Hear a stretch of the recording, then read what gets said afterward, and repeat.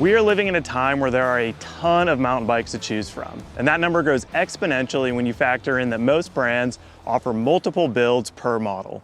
On one hand, this is great as a consumer, but finding the right bike can be challenging, and once you've made that decision, finding a build that fits your budget with the parts you want is no easy task.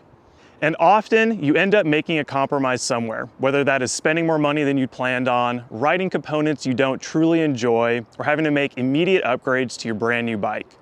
Well, YT Industries is hoping to solve some of those problems with their Core and Uncaged build kit philosophy. Their goal is to offer all their models at various price points, with a low barrier to entry, quality parts where it matters, and unique build kits that you can't find anywhere else. So what separates the Core and Uncaged builds, and what type of riders are each made for? To find out, we dropped by YT's mill in San Clemente, California, and picked up two Capra Enduro bikes, a Core 3 and an Uncaged 11. Nestled in the foothills of Southern California, the mill is a one-stop shop where riders can demo bikes, chat with brand experts, see and feel bikes in person, and even enjoy a post-ride beverage. If you find yourself in the area, make sure to check out their demo schedule or just drop by. You never know who you'll see floating around. All right, let's get into the differences of YT's Core and Uncaged builds. The Core models are more traditional build kits that most riders are familiar with. They feature components from well-known brands such as Fox, RockShox, and E13, and as you move up the Core ladder, each build becomes more expensive but has nicer parts. What makes YT unique is the low barrier to entry they're able to provide with their Core models. The result of being a direct-to-consumer brand, YT has long set the benchmark for value mountain bikes, giving riders the ability to get quality frames with great components for significantly less than other brands. Looking at the Capra line, riders can get on a bike for as little as $2,699 with the aluminum Core 1 build, but even the fanciest, most expensive Core 4 build only retails for $5,699. And if you pay attention, YT does run sales throughout the year, making their bikes even more affordable. Beyond the quote-unquote stock Core models, YT offers their Uncaged builds. The idea behind Uncaged is to deliver riders truly unique build kits with a combination of components rarely offered as OEM spec, a one-off paint job dedicated to only that build, and limited quantities to signify their rarity. You can think of Uncaged builds as custom bikes that you can buy as a complete package, saving you the hassle of having to build a bike up from scratch. They also serve as time capsules in YT's product line because once Uncaged models are gone, they aren't coming back. Currently, the Capra line has 3 Uncaged models, and the goal or X factor that makes each one of a kind is vastly different. The X factor of the Uncaged 11 build we rode? Öhlins suspension, specifically their RXF 38 fork and TTX 22 coil shock. A true race-bred build that also includes a GX transmission drivetrain, code RSC brakes, and carbon crank brother wheels, it impressively only retails for $5,499. Comparing the Uncaged 11 and Core 3 build, the biggest difference is of course components and price. Both use the same carbon frame, roll on mixed wheels, and have 170 millimeters of travel front and rear, making them perfect enduro bikes for smashing bike parks and proper descents. The Core 3 model retails for $4,599 and uses RockShox's premium Zeb Ultimate fork and Super Deluxe Ultimate air shock, as well as SRAM's previous GX Axis drivetrain, Code R brakes, aluminum crank brother wheels, and a cable-actuated YT dropper post. These component differences add up to a $900 savings between the Core 3 and Uncaged 11, and as far as weight, they are both very similar, with the Uncaged 11 weighing 35.4 pounds, and the Core 3 weighing 35 pounds even. So how do they compare on trail? Well, riding the same bike but with different components has been a fun experience as it really allows you to hone in on component performance.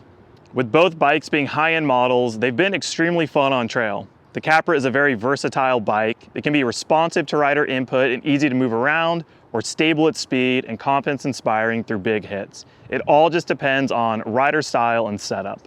At the end of the day, it is still a 170 millimeter travel bike, so climbing isn't its strong suit, but it'll get you back to the top with a little effort.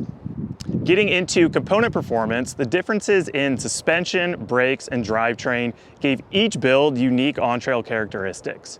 I would guess that I'm like a lot of riders and I've spent way more time on RockShox suspension versus Öhlins.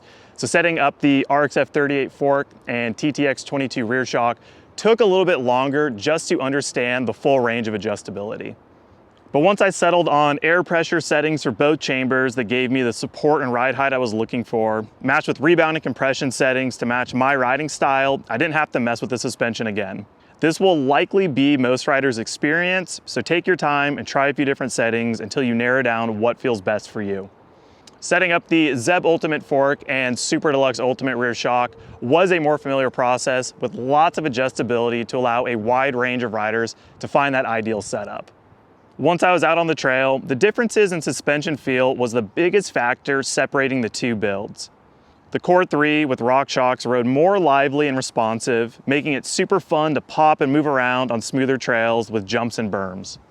On the other hand, the Uncaged 11 with Öhlins rode calmer and was less active or eager to jump around down flowy sections, but it really shined through chunk, fast, rough sections as the bike remained settled and composed.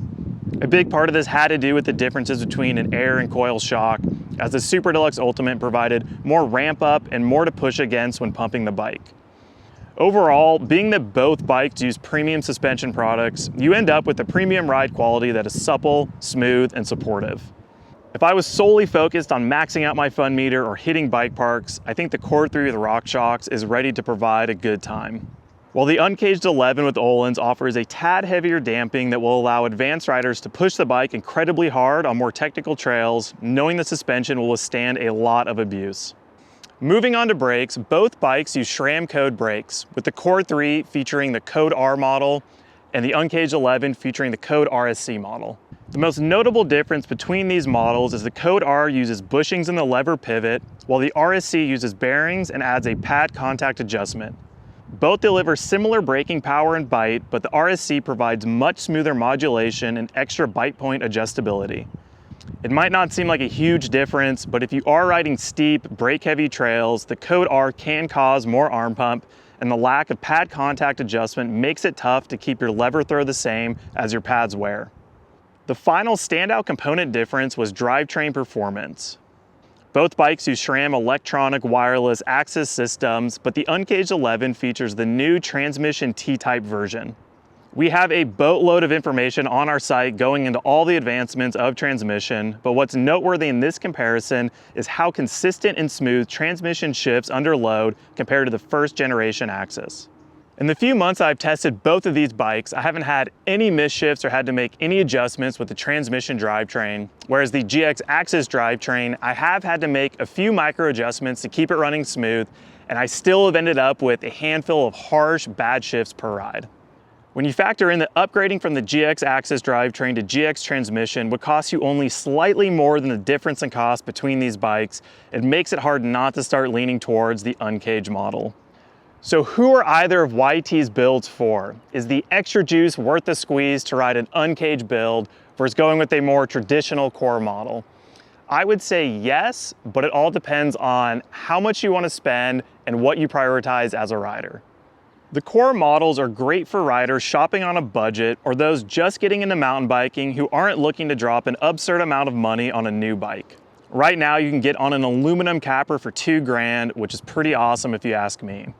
The higher end Core models, like the Core 3 we tested, are perfect for more experienced riders who are looking for the next level up in component performance or those wanting a bike with more familiar parts. The Uncaged models, whether we are talking about the Öhlins build we tested or future builds that YT concocts, are the perfect option for any rider wanting a one-of-a-kind, near-custom build at a ridiculously good price. They do carry a higher price tag than YT's Core builds, but if you see an Uncaged build that aligns with what you are looking for, you're going to be hard-pressed to find another brand offering a similar build, and you'll most certainly have trouble putting together a similar build for less money. All right, there you have it. YT's Core and Uncaged approach definitely gives riders various ways to get on a new bike, whether you're shopping on a budget, looking for a competitive build, or seeking a bike unlike anything else. You'll have to weigh out what makes the most sense for yourself as a rider, but hopefully this video gave you some things to think about before you commit to buying your next bike. Thanks so much for tuning in. Let us know in the comments below if you'd pick an uncaged or core build. And as always, for more mountain bike news and reviews, you can head to vitalmtb.com. Cheers.